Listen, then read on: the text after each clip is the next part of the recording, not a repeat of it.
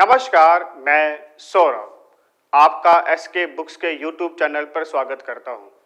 मेरे प्यारे बच्चों, आज हम बात करने वाले हैं इस्लाम धर्म के बारे में कि किस प्रकार इस्लाम धर्म की स्थापना होती है और किस प्रकार इस्लाम धर्म में खलीफा का पद आता है।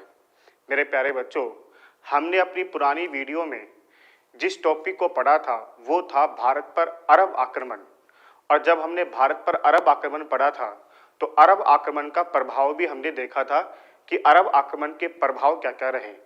उन प्रभाव में हमने चर्चा की थी कि भारत में इस्लाम धर्म का प्रवेश होता है जब भारत पर अरब आक्रमण होता है। तो आज हम उसी इस्लाम धर्म के बारे में बात करने वाले हैं कि किस प्रकार अरबों के आक्रमण के बाद भारत में इस्लाम का प्रवेश होता है। ये एक ऐसा टॉपिक है मेरे प्यारे बच्चों जो सभी प्रतियोगिता परीक्षा में पूछा जाता है, चाहे फिर वो आर्मी लेवल हो, चाहे एसएससी लेवल हो, चाहे रेलवे का कोई भी एग्जाम हो, या फिर कोई भी या सभी पुलिस भर्ती परीक्षा में ये टॉपिक आता है। तो आइए शुरुआत करते हैं इस्लाम धर्म के बारे में। तो मेरे प्यारे बच्चों, टॉपिक का नाम क्या है? इस्लाम धर्म। तो आइए इस्लाम धर्म को समझते हैं।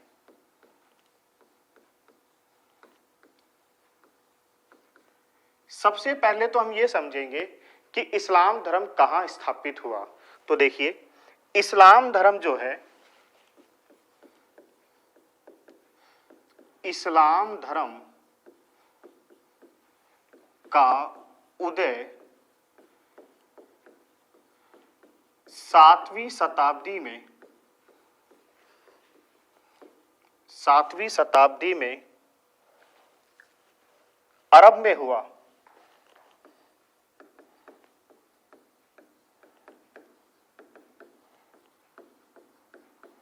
तो सबसे पहली जानकारी हमें क्या मिली मेरे प्यारे बच्चों? तो ये मिली कि इस्लाम धर्म का उदय 7वीं शताब्दी में हुआ। तो एक तो आप ये पॉइंट अंडरलाइन कर सकते हैं कि 7वीं शताब्दी में इस्लाम धर्म का उदय हुआ है, क्योंकि कई बार सीधा क्वेश्चन आपसे पूछ लेते हैं, बताइए इस्लाम धर्म का उदय कब हुआ? तो बता देंगे 7वीं शताब्दी। और कहाँ हुआ है? अरब में हुआ है। तो इस्लाम धर्म का उदय पूछे तब क्या बताएंगे? अरब में। इसके बाद देखिए मेरे प्यारे बच्चों, इसके बाद हम देखते हैं ये जो इस्लाम धर्म है, या मैं कह दूं इस्लाम अरबी भाषा का शब्द है। तो हमें क्या जानकारी मिल गई कि इस्लाम किस भाषा का शब्द है? अरबी भाषा का शब्द है। और ये इस्लाम का जो अरबी में जो अर्थ होता है वो क्या है? वो है अल्लाह, या मैं कह दूं ईश्वर के प्रति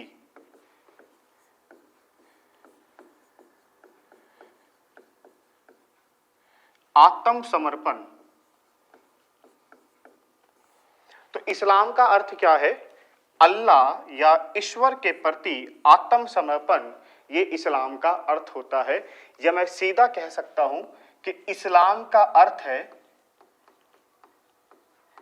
शांति की ओर। तो ये शांति का पैगाम देता है इस्लाम। तो ये इस्लाम धर्म शांति की ओर, या मैं कह दूं ईश्वर या अल्लाह के प्रति आत्मसमर्पण की बात करता है इस्लाम। और मेरे प्यारे बच्चों, इस्लाम जो है वो बहुत तेज गति से फैला, और कहते हैं कि धीरे धीरे देखते रहते जो अरब में उदय हुआ है जिस इस्लाम का, वो देखते देखते अरब के पूर्व, पश्चिम और उत्तरी अफ्रीका में बहुत तेज गति से फैला है। तो इस्लाम धर्म की हम बात कर रहे हैं।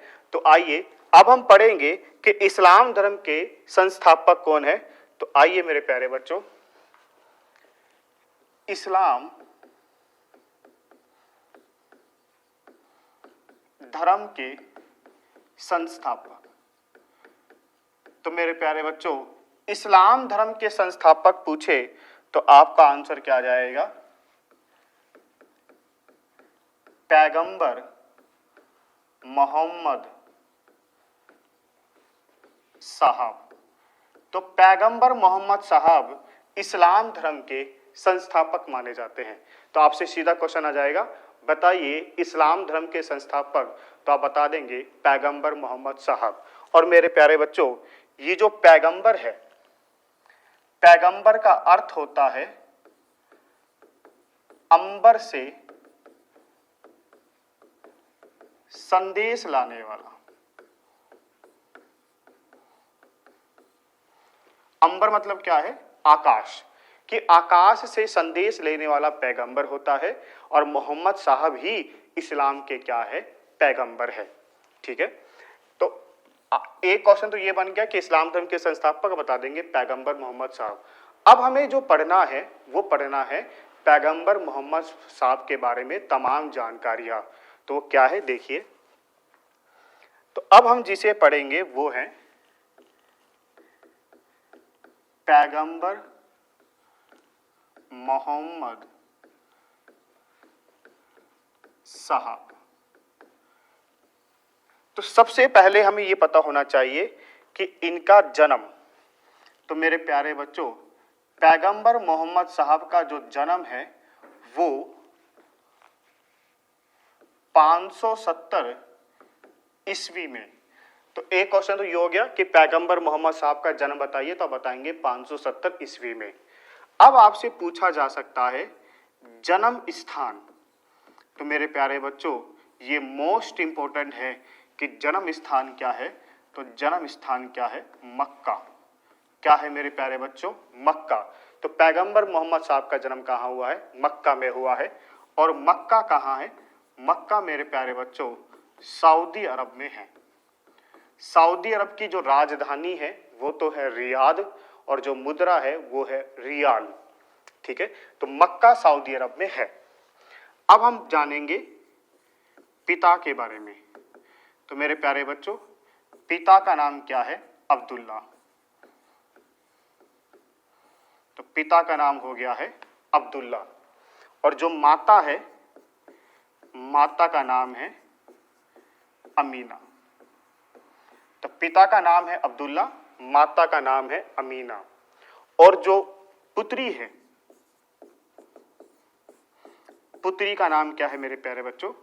पुत्री का नाम है फातिमा। क्या नाम है? फातिमा। और जो इनके दामाद है, दामाद का नाम है अली। क्या नाम है? दामाद का नाम है अली। और कहते हैं कि जो इनका जो पालन पोषण है ना, वो इनके चाचा ने किया था। चाचा का नाम क्या है? अबू तालिब।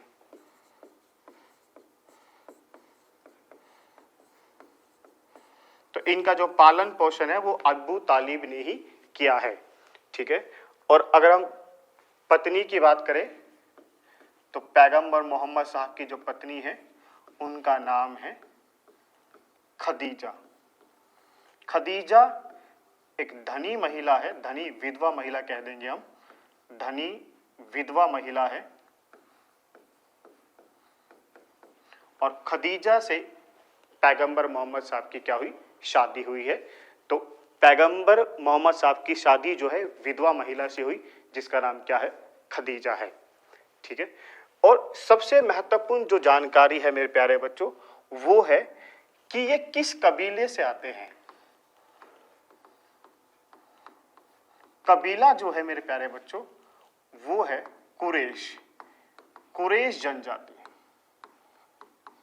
ये मैं कह दूं कुरैश कबीले से ये संबंधित है। मेरे प्यारे बच्चों है क्या कि जो अरब है, अरब के मैं कह दूं अरब जो है इसके पूर्व पश्चिम में हर तरफ एक प्रकार से अंधकार या घोर अत्याचार का एक समय चल रहा था। उस समय क्या है कि अगर आप देखेंगे, देखिए मान लीजिए भारत है और यहां है अरब। क्या है मेरे प्यारे बच्चों? अरब है। ये आपका सिंध का क्षेत्र आता है। ठीक है, ये जो अरब है कहते हैं, ये जो अरब है ये बहुत सारे कबीलों में बटा हुआ था, कबीलों में बटा हुआ था। ये जो अरब है ये बहुत सारे कबीलों में बटा हुआ था। उन्हीं कबीलों में एक कबीला है जो है कुरैश। इसी कुरैश कबीले से संबंधित आते हैं पैगंबर मोहम्मद साहब। तो ये जो बहुत सारे कबीले थे ये अलग अलग देवता को मानते थे, यहाँ पे मूर्ति पूजा भी होती थी। तो उन सब के खिलाफ एक इंसान खड़ा होता है जिसका नाम है पैगंबर मोहम्मद साहब, और फिर वो मूर्ति पूजा के भी विरोध में आते हैं। ठीक है, तो कुरैश जनजाति से संबंधित है, महत्वपूर्ण जानकारी मैंने आपको दी है। अगर हम आगे बात करें तो देखिए पैगंबर मोहम्मद साहब,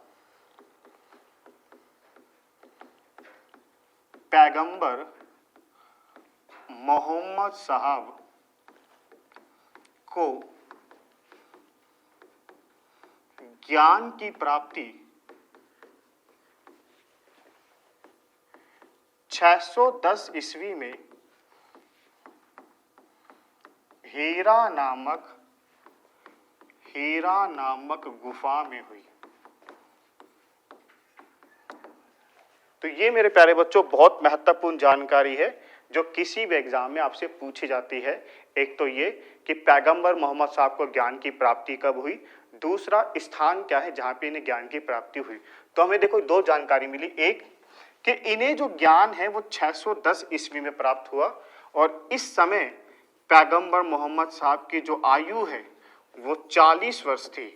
तो पैगंबर मोहम्मद साहब को 40 वर्ष की आयु में ज्ञान प्राप्त हुआ है। जिस प्रकार आप देखते हैं कि जो गौतम बुद्ध है, जो जिन्हें हम महात्मा बुद्ध कहते हैं, महात्मा बुद्ध को जो ज्ञान की प्राप्ति है मेरे प्यारे बच्चों वो 35 वर्ष की आयु में हुई थी। और जो जैन धर्म के जो वास्तविक संस्थापक है महावीर स्वामी, उन्हें जो ज्ञान की प्राप्ति है वो 42 वर्ष की आयु में हुआ था। तो इन्हें जो ज्ञान की प्राप्ति है वो 40 वर्ष की आयु में 610 ईस्वी में हुआ। जन्म जो है 570 ईस्वी में हुआ था। अब आगे देखते हैं गुफा कि ज्ञान की जो प्राप्ति है वो हीरा नामक गुफा में हुई है। तो आपसे गुफा का नाम पूछ लेगा तो बता देंगे हीरा। ये जो हीरा नामक गुफा है मेरे प्यारे बच्चों ये कहाँ मौजूद है, ये मक्का में ही मौजूद है। ठीक है, अब देखिए आखिर इन्हें ज्ञान की प्राप्ति कैसे हुई। ये कहा जाता है इस्लाम में कि जब ये ज्ञान की प्राप्ति के लिए बैठे थे जब कहते हैं कि अल्लाह का एक दूत जिसका नाम है जिब्राइल, या हम इसे कह देते हैं गैब्रियल या जिब्राइल,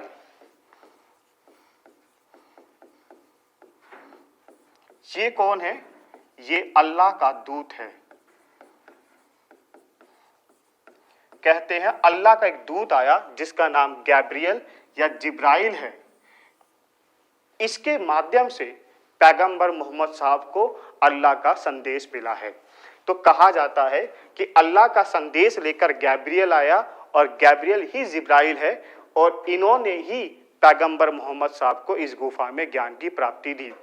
और जो अल्लाह का संदेश था, अल्लाह का जो संदेश जिब्राइल या जैब्रिल ने जो दिया है अल्लाह का संदेश, ये अल्लाह का संदेश ही क्या कहलाता है मेरे प्यारे बच्चों, ये कहलाता है कुरान। तो जो अल्लाह का संदेश गैब्रियल के माध्यम से पैगंबर मोहम्मद साहब को जो मिला वही सब कुछ कुरान में लिखा है। और कुरान क्या है मेरे प्यारे बच्चों, कुरान इस्लाम का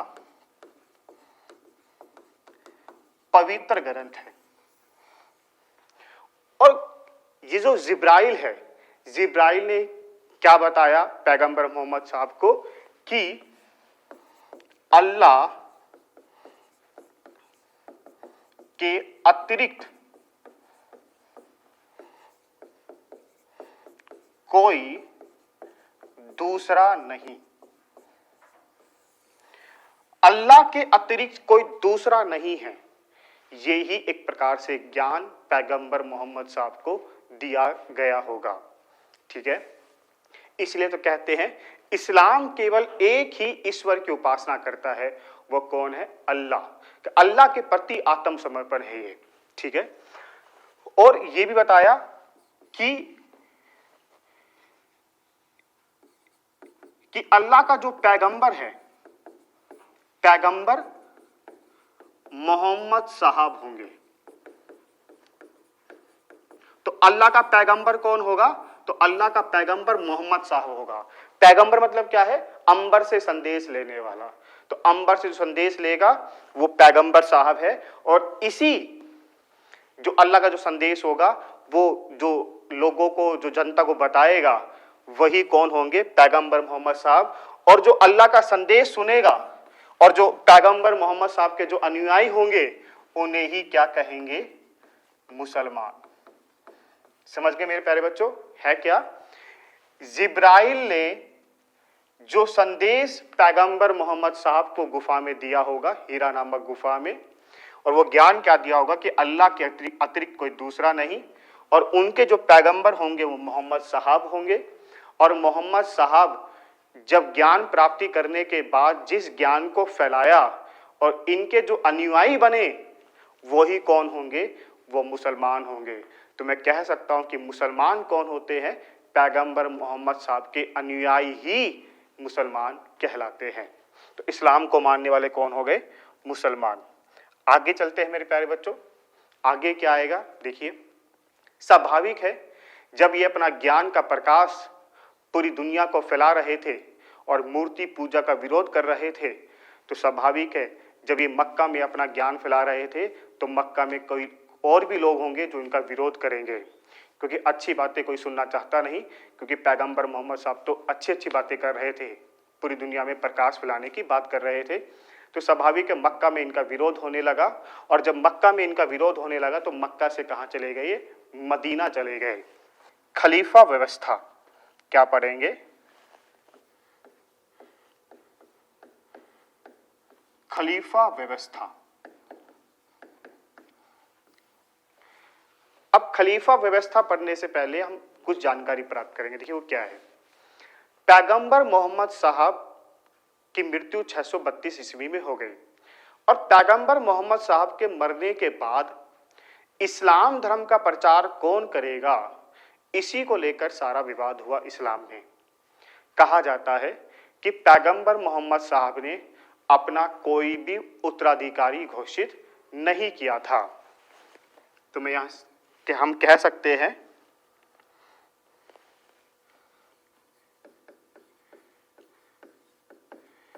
पैगंबर मोहम्मद साहब ने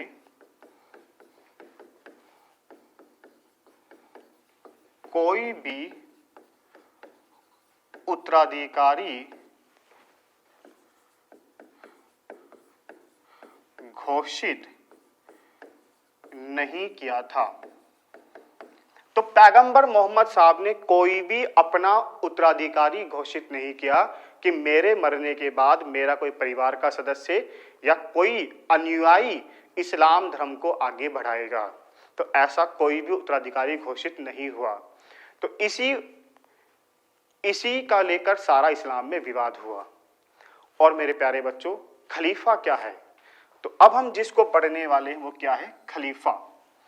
खलीफा को मैं कह सकता हूं पैगंबर मोहम्मद साहब का उत्तराधिकारी। तो अगर आपसे कोई पूछे खलीफा क्या होता है इस्लाम में, तो आप बताएंगे पैगंबर मोहम्मद साहब का उत्तराधिकारी ही खलीफा है। तो मैं कह सकता हूं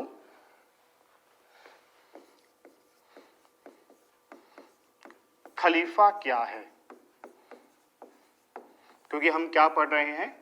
खलीफा व्यवस्था। तो खलीफा क्या है मेरे प्यारे बच्चों? खलीफा पैगंबर मोहम्मद साहब के उत्तराधिकारी। तो पैगंबर मोहम्मद साहब का उत्तराधिकारी ही क्या कहलाएगा? खलीफा कहलाएगा। और पैगंबर मोहम्मद साहब के मरने के बाद इस्लाम धर्म का जो प्रचार प्रसार है या जो इस्लाम का जो विस्तार है वो किसने किया? खलीफाओं ने किया। तो हम इस्लाम धर्म में खलीफा पढ़ेंगे कि कौन कौन खलीफा हुए। तो मेरे प्यारे बच्चों, आइए खलीफाओं के बारे में जानकारी प्राप्त करते हैं। पहले 4 खलीफा, क्योंकि जो चर्चा होती है वो सबसे ज्यादा चर्चा यही होती है कि पहले 4 खलीफा के बारे में चर्चा करी है। तो पहले 4 खलीफा कौन कौन हुए? 1 अबू बकर, दूसरे उमर, तीसरे उस्मान और चौथे अली। तो इस्लाम के जो पहले 4 खलीफा हैं, वो 4 खलीफा मैंने आपके सामने लिख दिए हैं। पेपर में इनको क्रम से भी पूछ सकता है कि पहले कौन आए उसके बाद कौन आए। तो पहले 4 खलीफाओं का क्रम ये है। और पैगंबर मोहम्मद साहब की मृत्यु 632 ईस्वी में हुई थी।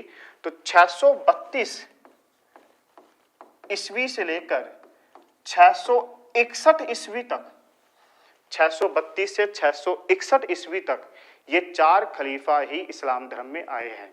तो पहले कौन है? अबू बकर, उमर, उस्मान और अली। तो आइए इनके बारे में जानकारी प्राप्त करते हैं।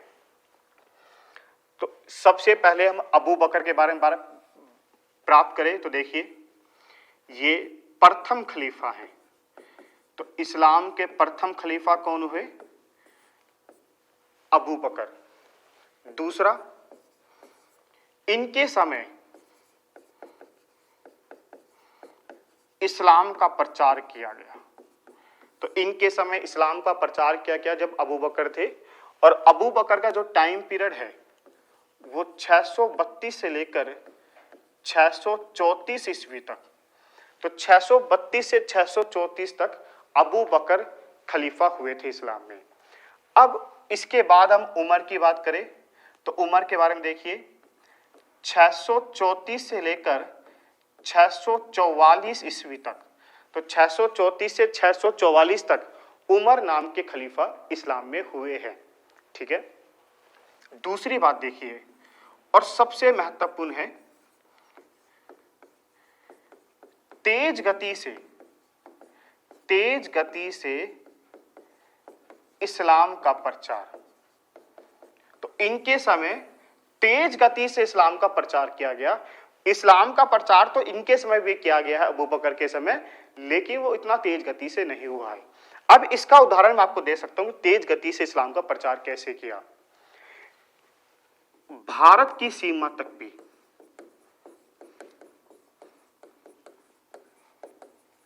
भारत की सीमा तक भी, ठीक है। आप सोचिए, इस्लाम भारत के दरवाजे तक आ चुका है। तो मैं कह सकता हूं जो इस्लाम अरब में उदय हुआ वो भारत के दरवाजे तक आ चुका है। तो स्वाभाविक है उसका विस्तार तेज गति से हुआ होगा। और जिस समय उमर नाम के खलीफा थे, इन्हीं के समय भारत पर प्रथम अरब आक्रमण किया गया। भारत पर प्रथम अरब आक्रमण। कभी भी अगर आपसे किसी एग्जाम में पूछ लिया जाए भारत पर प्रथम अरब आक्रमण, तो कहा जाता है अरब आक्रमण 636 ईस्वी में पश्चिमी तट पर स्थित थाने पर किया गया। कहां पर? थाने, है ना, जो महाराष्ट्र में आता है। ठीक। हमने अपनी पुरानी वीडियो में देखो ये बात की थी कि पहला सफल अरब आक्रमण 712 एडी में मोहम्मद बिन कासिम ने किया।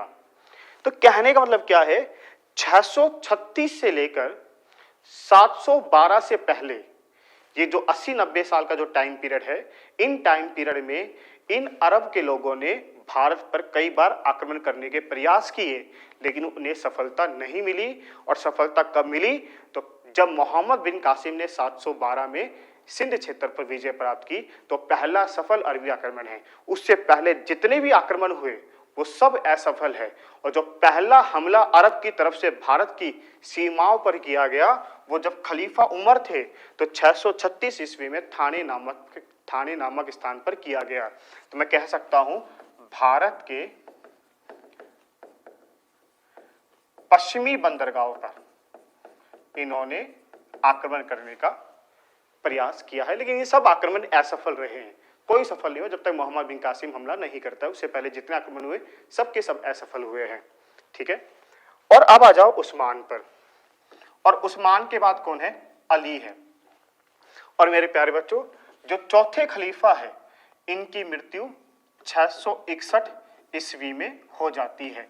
तो 661 ईस्वी में अली की मृत्यु हो जाती है। ये चौथे नंबर के खलीफा है। और जो चौथे नंबर के खलीफा है मेरे प्यारे बच्चों, ये शिया के समर्थक हैं। हम अच्छे से समझते हैं कि इस्लाम जो धर्म है, इसकी दो शाखाएं हैं, एक शिया है, एक सुन्नी है। जो शिया जिसे अपना वास्तविक उत्तराधिकारी मानता है पैगंबर मोहम्मद साहब का, वो अली है। और पहले जो तीन थे, अबू बकर, उमर और उस्मान, ये तीनों के तीनों सुन्नी समर्थक खलीफा है। मतलब सुन्नी जो शाखा है इस्लाम में, वो ये मानती है कि पैगंबर मोहम्मद साहब के जो सही उत्तराधिकारी है वो पहले तीन है। तो सुन्नी अली को पैगंबर मोहम्मद साहब का उत्तराधिकारी नहीं मानती, जबकि जो शिया शाखा है वो अली को पैगंबर मोहम्मद साहब का सही उत्तराधिकारी मानती है, वो पहले तीन को नहीं मानती। यही विवाद है शिया और सुन्नी का।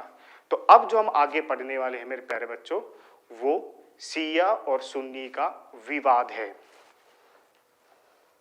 आइए हम शिया और सुन्नी विवाद को समझते हैं।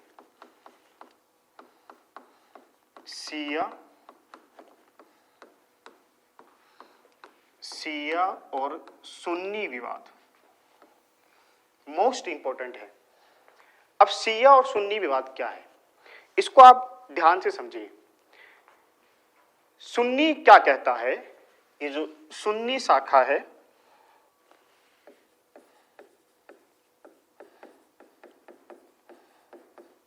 सुन्नी शाखा ये कहती है इस्लाम में कि पैगंबर मोहम्मद साहब का जो उत्तराधिकारी है, मतलब जो खलीफा बनेगा, वो वही बन सकता है जो उपयुक्त अनुयायी हो। समझ गए मेरी बात को?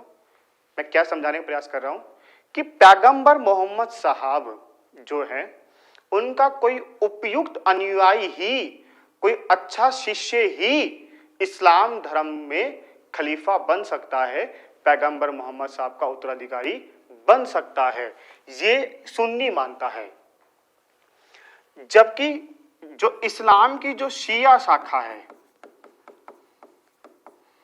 वो क्या मानती है कि खलीफा तो कोई परिवार का ही सदस्य बनना चाहिए। तो शिया शाखा ये चाहती है कि पैगंबर मोहम्मद साहब का उत्तराधिकारी इन्हीं के कोई परिवार का बन सकता है, मतलब रक्त संबंधी ही बन सकता है। जबकि सुन्नी क्या चाहता है, जरूरी नहीं कोई रक्त संबंधी ही खलीफा बने, कोई उपयुक्त अनुयायी भी खलीफा बन सकता है। यही विवाद है शिया और सुन्नी का। कहते हैं सुन्नी शिया का विरोध करते हैं, शिया सुन्नी का विरोध करते हैं। दोनों शाखा इस्लाम की ही है। ठीक है, तो शिया तो क्या कहती है, शिया कहती है हम अली को ही कि पैगंबर मोहम्मद साहब का एक सही उत्तराधिकारी मानते हैं। तो अली जो थे ये 4th नंबर के खलीफा थे। और सुन्नी क्या कहती है कि अली को हम खलीफा नहीं मानते, हमारे लिए तो पहले तीन जो है अबू बकर, उस्मान और उमर, ये हमारे तीन खलीफा हुए हैं, हम अली को खलीफा नहीं मानेंगे। तो ये शिया और सुन्नी है। और जो सुन्नी है, इसको जो लीड करता है वो करता है सऊदी अरब। सऊदी अरब में ही जो मक्का मदीना है, वहीं पे इस्लाम का उदय हुआ है। और सुन्नी का जो लीड करता है वो सऊदी अरब है, और शिया को जो लीड करता है मेरे प्यारे बच्चों, वो ईरान है। ईरान एक प्रकार से शिया जो समुदाय है इस्लाम का, उसको लीड करता है इस ईरान। ठीक है, अब हम आगे चलते हैं। पवित्र ग्रंथ, और इस्लाम का जो पवित्र ग्रंथ है, वो पवित्र ग्रंथ क्या है? इस्लाम का पवित्र ग्रंथ क्या है? कुरान है। तो आपसे किसी भी एग्जाम में पूछा जा सकता है कि इस्लाम का पवित्र ग्रंथ बताइए, तो बताएंगे कुरान इनका पवित्र ग्रंथ है। कुरान 114 अध्याय में बटा हुआ है। तो 114 अध्याय में बटा हुआ है कुरान। कहते हैं जो 114 अध्याय है इन्हें सूरा कहते हैं। तो कुरान जो है इनका इस्लाम का पवित्र ग्रंथ है। इसी प्रकार एक याद रख सकते हैं आप, हदीस। हदीस, ये हदीस क्या है मेरे प्यारे बच्चों? हदीस में पैगंबर मोहम्मद साहब के उपदेश। तो पैगंबर मोहम्मद साहब के उपदेश आपको कहां मिलेंगे? हदीस में मिलेंगे। कुरान में क्या मिलेंगे? कुरान में आपको मिलेंगे अल्लाह के संदेश। ठीक है, तो अल्लाह के संदेश कहां मिलेंगे आपको? कुरान में। इसी प्रकार कहते हैं कि एक सुन्नत भी होता है, और जो ये सुन्नत है, इस सुन्नत में पैगंबर मोहम्मद साहब की जो दिन भर के जो कार्य थे, एक प्रकार से उनके बारे में आज पे चर्चा की गई है। ठीक है, और आगे चले तो देखिए, इस्लाम की पांच प्रमुख मान्यता।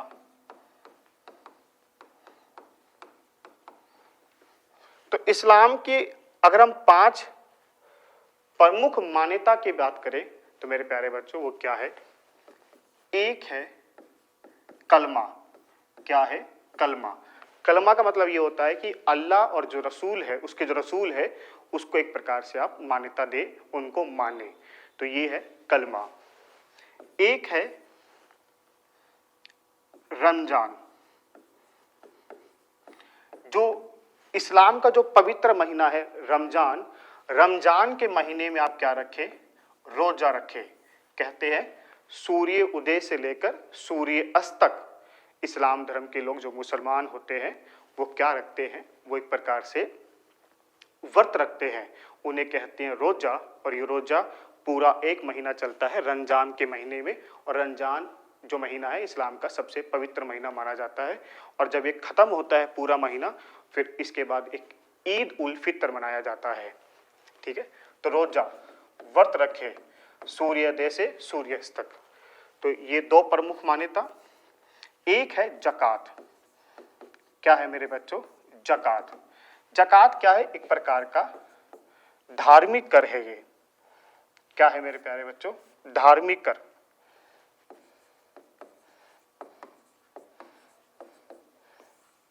क्या है ये?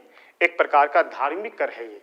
ठीक है, कहते हैं कि इस्लाम के जो व्यक्ति होते हैं, जो मुसलमान होते हैं, अपने जो पूरे वर्ष इन्होंने जो कमाया, वार्षिक आय का 2.5%।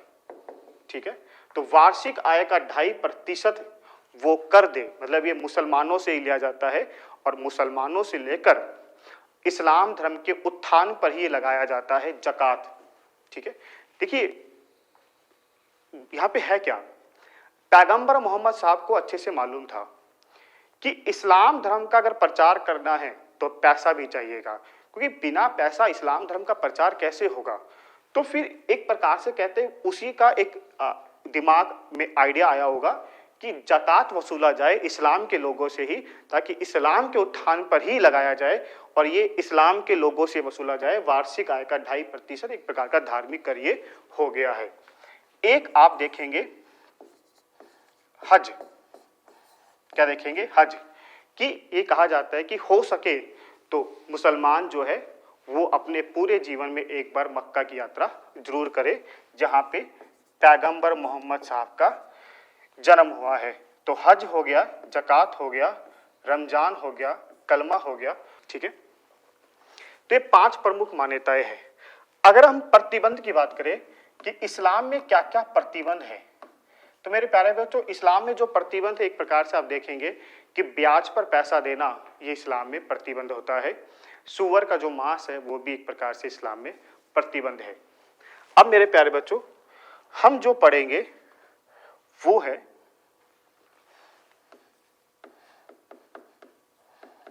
करबला का युद्ध।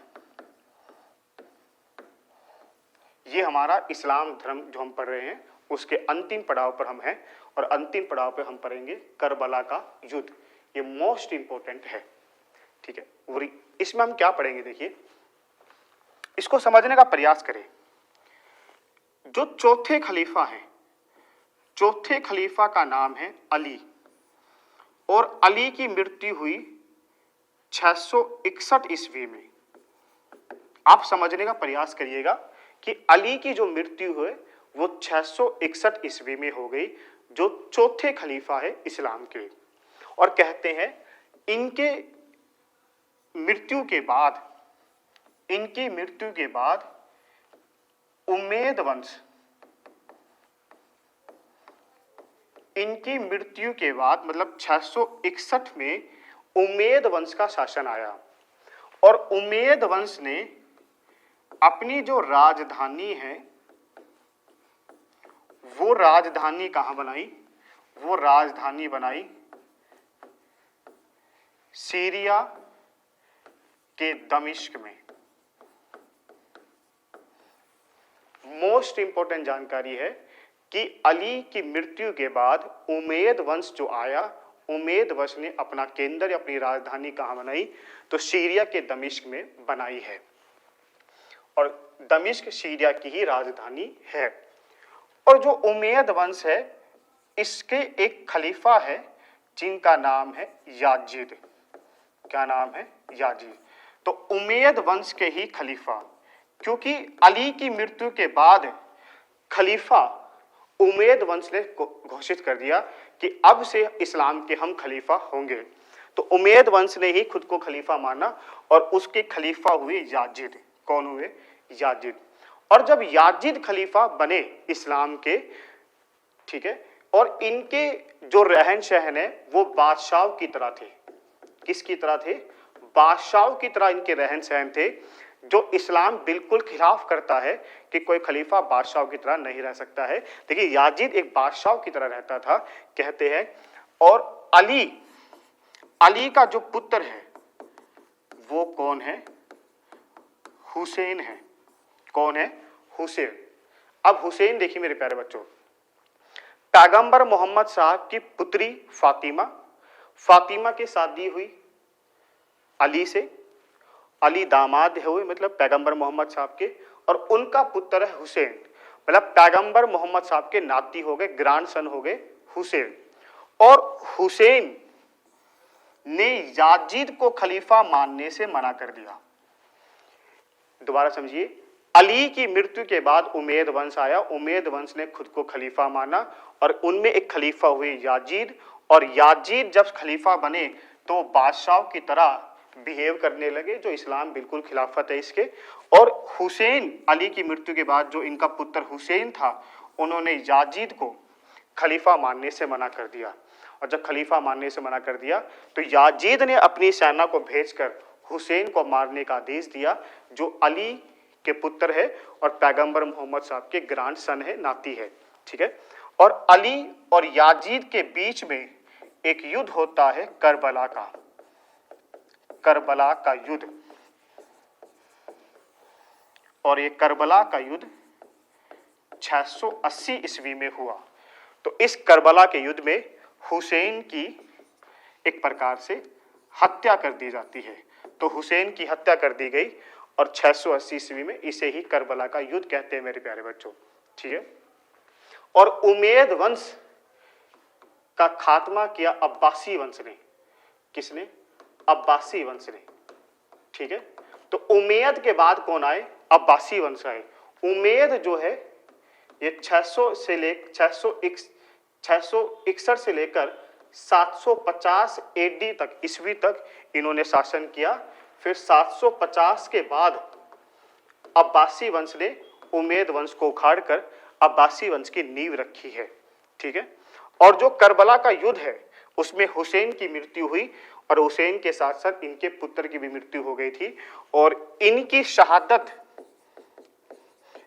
शहादत को याद करने के लिए शिया जो है, शिया जो शाखा है वो क्या बनाती है? वो मोहर्रम बनाती है।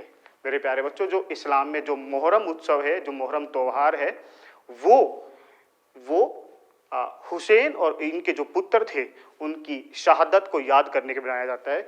अब ये शिया शाखा क्यों बनाती है? मुहर्रम शिया शाखा बनाएगी, सुन्नी नहीं बनाएगी, ठीक है। शिया क्यों बनाएगी? क्योंकि वो हुसैन की शहादत पे बना रही है। और हुसैन कौन है? अली। और अली को ही वास्तविक पैगंबर मतलब वास्तविक खलीफा मानती है पैगंबर मोहम्मद साहब का शिया। तो ये केवल शिया के द्वारा ही मनाया जाता है। तो मेरे प्यारे बच्चों, आपने जो पढ़ा वो सब इस्लाम धर्म के बारे में जानकारी थी। आप हमेशा याद रखिए कि अली के बाद आए उमैद वंश, उमैद के बाद आए अब्बासी वंश, ठीक है। मेरे प्यारे बच्चों, अभी हमने इस्लाम धर्म पर चर्चा की कि किस प्रकार से इस्लाम धर्म के संस्थापक थे और किस प्रकार से इस्लाम धर्म का फैलाव हुआ। आइए अब हम इस्लाम धर्म से संबंधित एसएससी एमटीएस में किस प्रकार से आपसे क्वेश्चन पूछे जा सकते हैं, आइए उन पर चर्चा करते हैं। तो देखिए मेरे प्यारे बच्चों, क्वेश्चन नंबर 1 आपसे एसएससी एमटीएस में क्या पूछेंगे? इस्लाम धर्म के संस्थापक। तो इस्लाम धर्म के संस्थापक तो आप क्या बता देंगे? आंसर आ जाएगा पैगंबर मोहम्मद साहब। और पैगंबर मतलब क्या होता है? जो अंबर से संदेश लेकर आए, ठीक है। इसके बाद अगर हम बात करें तो क्वेश्चन नंबर 2 देखिए, पैगंबर मोहम्मद साहब का जन्म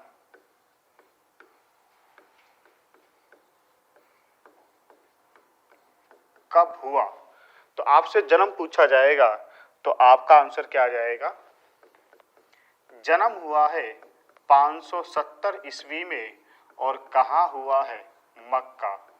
मेरे प्यारे बच्चों, ये मोस्ट इंपॉर्टेंट क्वेश्चन बनता है इस्लाम धर्म पर कि बताइए पैगंबर मोहम्मद साहब का जन्म कहाँ हुआ है? आप बताएंगे मक्का। और ये मक्का कहाँ है? तो मक्का आ जाएगा सऊदी अरब में। क्वेश्चन नंबर 3 देखिए,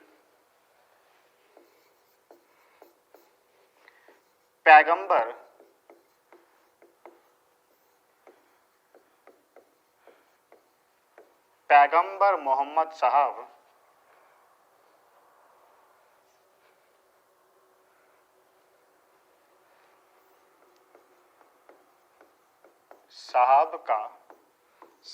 की मृत्यु कब हुई? तो पैगंबर मोहम्मद साहब की जो मृत्यु है वो 632 ईस्वी में कहाँ हुई है? तो आप बता देंगे ये मदीना में। स्थान पूछे तो मदीना, और मदीना भी कहाँ पर है? तो मदीना सऊदी अरब में है। इसके बाद देखिए,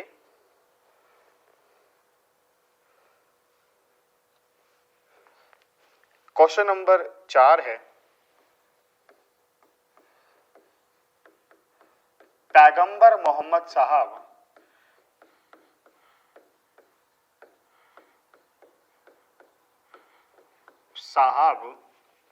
को ज्ञान की प्राप्ति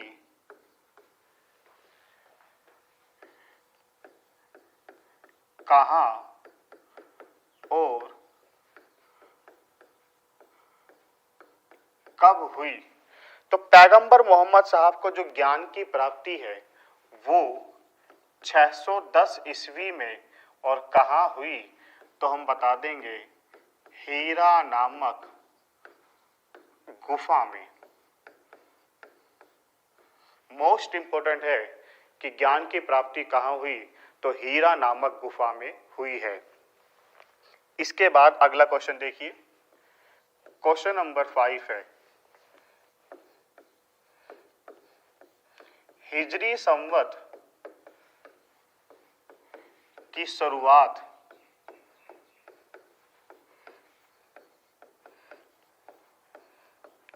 कब हुई? तो हिजरी संवत की शुरुआत कब हुई है?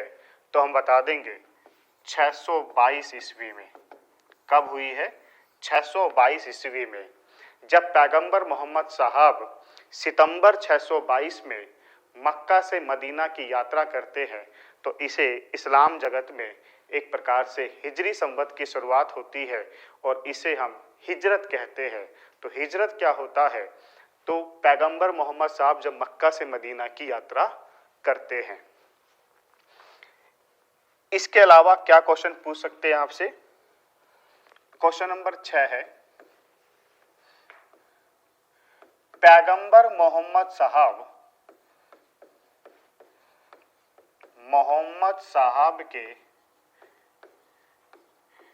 जन्म दिवस पर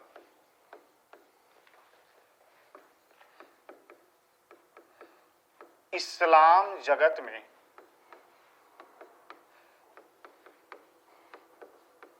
कौन सा त्योहार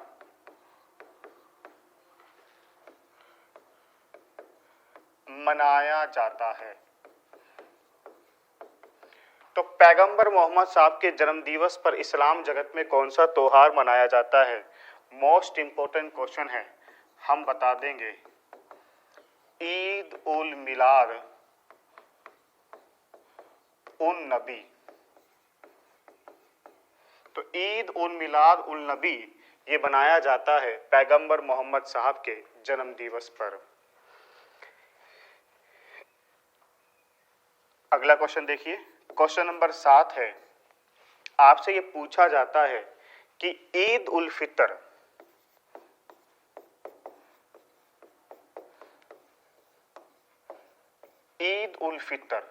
तो मेरे प्यारे बच्चों, इस्लाम जगत में जो मुसलमान जो ईद उल फितर जो बनाते हैं, ये कब मनाते हैं?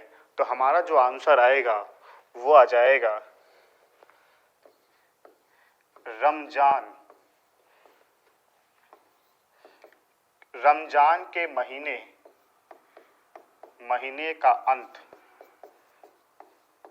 तो रमजान का जो महीना है, उस महीने का जो अंत है, वो अंत हम बनाते हैं ईद उल फितर। ठीक है, तो ये मोस्ट इंपॉर्टेंट क्वेश्चन बनता है, या क्वेश्चन इस प्रकार से पूछा जा सकता है कि रमजान जो एक पवित्र महीना है इस्लाम में, वो जो पवित्र महीना है उसके अंत में कौन सा त्योहार मनाया जाता है इस्लाम जगत में? तो बता देंगे ईद उल फितर। अब एक किसी एग्जाम में आपसे ये भी पूछ सकते हैं एमटेस में कि बताइए रमजान जो एक पवित्र महीना है इस्लामी कैलेंडर में, ये कौन सा महीना आता है? तो आइए अगले क्वेश्चन पे चर्चा करते हैं। क्वेश्चन क्या है?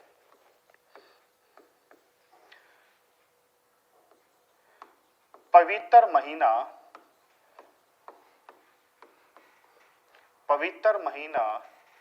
रमजान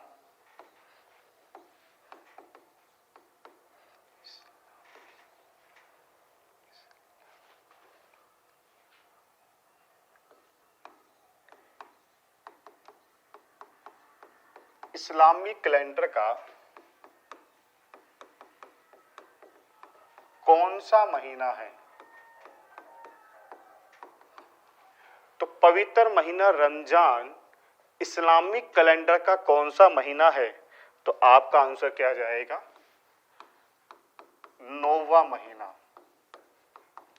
तो इस्लाम का जो सबसे पवित्र महीना है कौन सा है? रमजान। ये इस्लामिक कैलेंडर का कौन सा महीना है? 9वां महीना है। मोस्ट इंपॉर्टेंट क्वेश्चन है ये। ठीक है, इसके अलावा देखिए आपसे क्या पूछेंगे।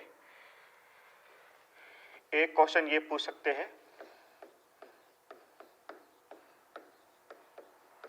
अल अक्सा मस्जिद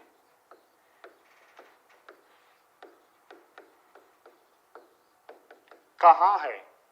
मेरे प्यारे बच्चों, अल अक्सा जो मस्जिद है ये इस्लाम जगत का तीसरा सबसे पवित्र स्थल है। पहले जो 2 पवित्र स्थल आते हैं उसमें मक्का और मदीना है, ये तीसरा पवित्र स्थल है। और ये मस्जिद कहां पर है? तो आपका जो आंसर आ जाएगा वो है इजराइल। अगर इजराइल नहीं आए तो इजराइल की जो राजधानी है जेरूशलेम, उसमें आ जाएगा। और जो जेरूशलेम है ये 3 धर्मों का पवित्र केंद्र है। इस्लाम, यहूदी और ईसाइयों का पवित्र स्थल माना जाता है जेरूशलेम, या उसे यरूशलेम भी कहते हैं। अगला क्वेश्चन देखते हैं। अगला क्वेश्चन आपसे ये पूछ सकते हैं, इस्लाम का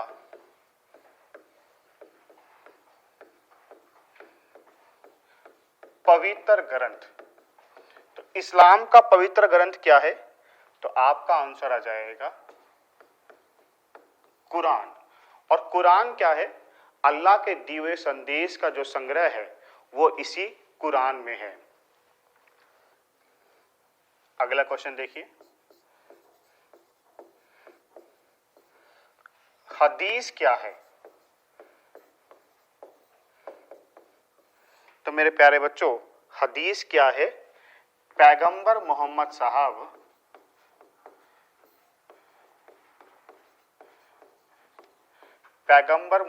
साहब के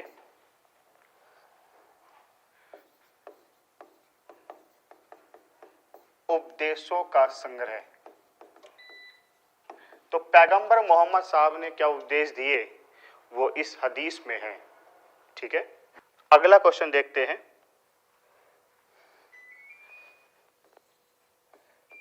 अगला क्वेश्चन पूछा जाएगा, खलीफा क्या है?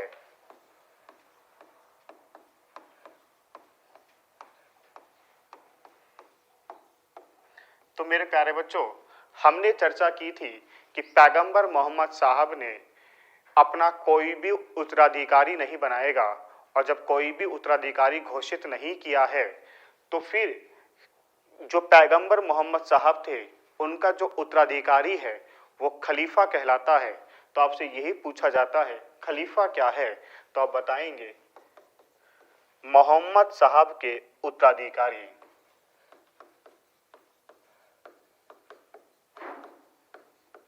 मोहम्मद साहब के उत्तराधिकारी।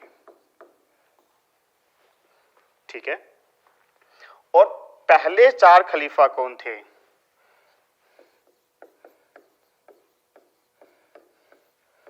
पहले 4 खलीफा,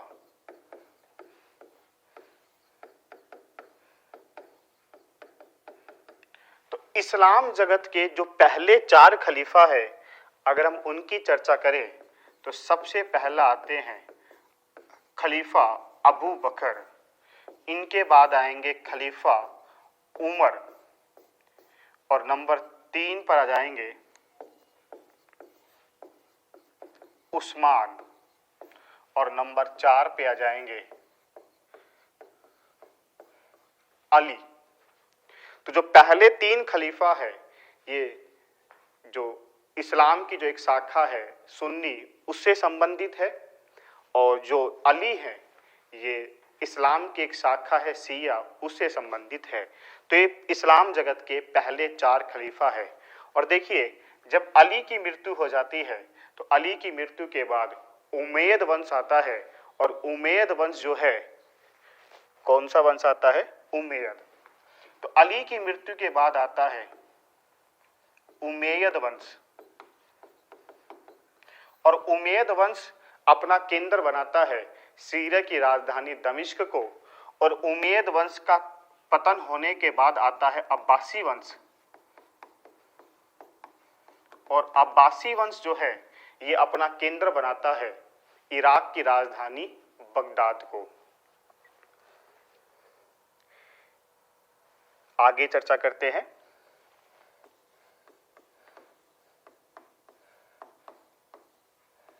मोहर्रम क्या है?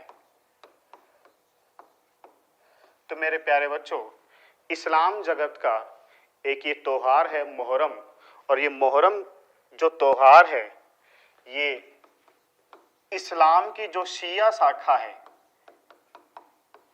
शिया शाखा द्वारा मनाया जाता है। इस्लाम की जो शिया शाखा है उसके द्वारा मनाया जाता है और ये अली के पुत्र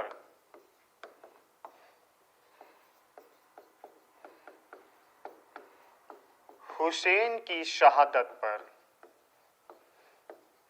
तो अली जो पैगंबर मोहम्मद साहब के दामाद थे उनके पुत्र हुसैन की शहादत पर मनाया जाता है शिया शाखा द्वारा एक त्योहार जिसका नाम क्या है, मुहर्रम। आपसे ये पूछा जा सकता है कि इस्लाम का उदय कहां हुआ? तो इस्लाम का उदय कहां हुआ है? तो इस्लाम का उदय हो जाएगा सऊदी अरब में।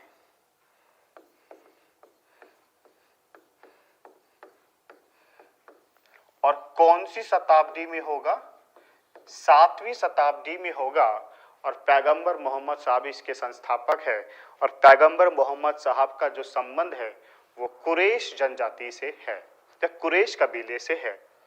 अब हम चर्चा करेंगे कि इस्लाम धर्म में कौन कौन से आंदोलन चले। एक्चुअली हुआ क्या है कि इस्लाम धर्म में बहुत सारे सुधारक आए जिन्होंने इस्लाम धर्म में सुधार करने के लिए कुछ संप्रदाय और आंदोलन चलाए। तो आइए अब हम उन पे चर्चा करते हैं। जैसे एक आपसे ये पूछा जा सकता है कि अलीगढ़ आंदोलन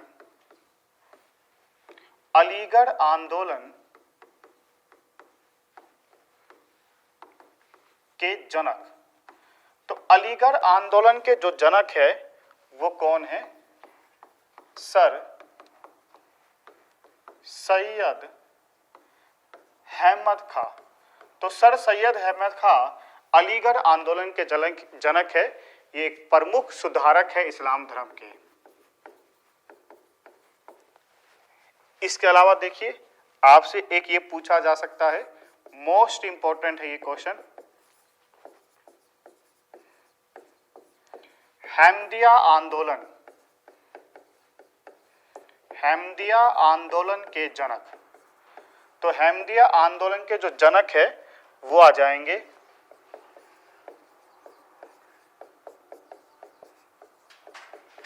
मिर्जा गुलाम अहमद। और इन्होंने जो अहमदिया आंदोलन है ये 1889 में चलाया। मेरे प्यारे बच्चों, ये जितने आंदोलन आप देख रहे हैं ये 19वीं सदी में चले हैं। इसके अलावा अगर हम देखें तो एक और आप याद कर सकते हैं, वो क्या है? फराजी आंदोलन के जनक। और इनके जनक कौन है? तो इनके जनक आ जाएंगे हाजी शरीयतुल्लाह। तो मेरे प्यारे बच्चों, आज हमने इस्लाम धर्म पर चर्चा की और इस्लाम धर्म से संबंधित एसएससी एमटीएस में किस प्रकार से आपसे क्वेश्चन पूछे जा सकते हैं हमने उन पर चर्चा की है। और ये हमारे एसके की 3 पुस्तकें हैं, ठीक है। एक है सामान्य ज्ञान व्रत। आजकल क्या है कि कंपटीशन बढ़ चुका है और जब कंपटीशन बढ़ चुका है तो एग्जाम में अच्छे लेवल के क्वेश्चन देखने को मिलते हैं, तो आपको उसी तरह की तैयारी करनी पड़ती है, ठीक है। तो उसी तरह की अच्छे लेवल की तैयारी करने के लिए आपके लिए सबसे अच्छी मार्केट में जो पुस्तक है वो है एसके की सामान्य ज्ञान व्रत। इसमें सभी टॉपिक पर डिटेल में चर्चा की गई है और ये पुस्तक आप मार्केट से खरीद सकते हैं, ऑफलाइन भी और ऑनलाइन दोनों माध्यम से। एक हमारे पास सामान्य ज्ञान की यूजफुल फॉर एसएससी जीडी और एमटीएस। आने वाले समय में एसएससी जीडी और एमटीएस की भर्ती निकलने वाली है, तो उसके लिए जो सामान्य ज्ञान की जो सबसे उत्तम पुस्तक है मार्केट में वो आपके सामने ये रही एसके की। इसमें देखो विशेष बात क्या क्या है। एसएससी जीडी व एमटीएस 2011 से अब तक के प्रश्नों का चैप्टर वाइज और टॉपिक वाइज संकलन किया गया है। 2011 से लेकर अब तक जितने भी क्वेश्चन आए हैं उन्हें चैप्टर वाइज और टॉपिक वाइज संकलन किया गया है। एसएससी कि पुरानी एमसीक्यू व नई टीसीएस एमसीक्यू के प्रश्नों का भी संकलन यहाँ पे किया गया है और सभी प्रश्नों की संपूर्ण व्याख्या दी गई है। ये बच्चों के लिए बहुत इंपॉर्टेंट चीज है कि सभी प्रश्नों की संपूर्ण व्याख्या यहाँ पे दी गई है। एक हमारे पास एसके की है, एसएससी मल्टीटास्किंग गैर तकनीक स्टाफ एमटीएस एवं हवलदार भर्ती परीक्षा के लिए भी सबसे उत्तम पुस्तक ये है ना। तो ये तीनों पुस्तक आप ऑनलाइन और ऑफलाइन दोनों माध्यम से खरीद सकते हैं और मैं तो चाहता हूं कि आप जल्द से जल्द खरीद कर तैयारी शुरू कर दें और अपने भविष्य को उज्जवल बनाइए। धन्यवाद। इस एग्जाम के लिए एसके बुक सभी शॉप पर भी और ऑनलाइन भी अवेलेबल है। अगर आप ऑनलाइन लेना चाहते हैं तो उसका लिंक डिस्क्रिप्शन बॉक्स में अवेलेबल है। इस चैनल पर हम एसएससी, एमटीएस और अन्य सभी भर्तियों से संबंधित इंपॉर्टेंट जानकारियां और स्टडी मटेरियल भी उपलब्ध कराते रहेंगे। तो इस वीडियो को लाइक कीजिए, चैनल को सब्सक्राइब कीजिए और अपने दोस्तों के साथ शेयर कीजिए। मिलते हैं अगली वीडियो में। धन्यवाद। जय हिंद।